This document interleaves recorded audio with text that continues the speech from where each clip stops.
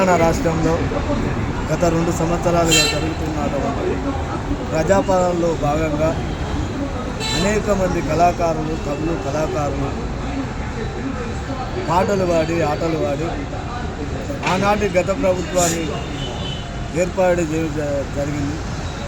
మరి అదేవిధంగా కాంగ్రెస్ పార్టీ అధికారంలోకి వస్తే మా బతుకులు బాగుంటాయని, మా బతుకుల్లో వెలుగు వస్తుందని అనేక మంది కళాకారులు అనేకమైన పాటలను రాసి ఇవాళ తెలంగాణ రాష్ట్రంలో ప్రజాపాలన చేపట్టడం జరిగింది.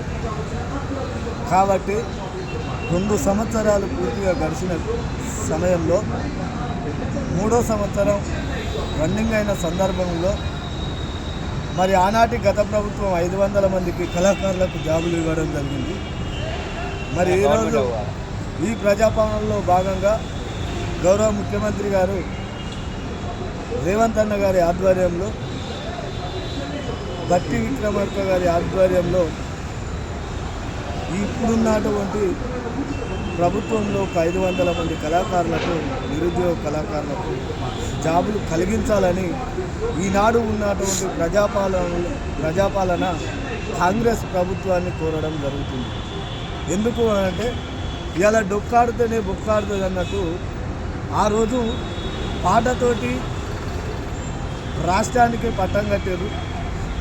ఆనాడు పాట లేని ప్రభుత్వం ఈ రాష్ట్రం ఏర్పడలేదు. మరి అటువంటి కళాకారుల బతుకులు ఈరోజు రోడ్డు పాలు చేయడం జరిగింది.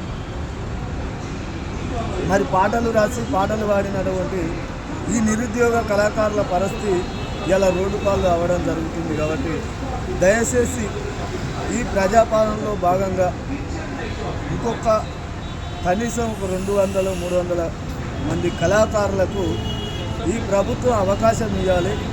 ఈ ప్రభుత్వాన్ని కోరేది ఒకటే, అనేకమైన కష్టాలను, నష్టాలను ఓర్చుకొని ఊరును వదిలిపెట్టి, పల్లెను వదిలిపెట్టి, కన్న వాళ్ళను, తోడబుట్టిన వాళ్ళను, అవ్వయ్యను అందరినీ మనిషి కూడా పాటే మాకు ప్రాణమని పాట కోసం ప్రజలలోకి వచ్చి ఆనాడు రాష్ట్రాన్ని సాధించడం జరిగింది.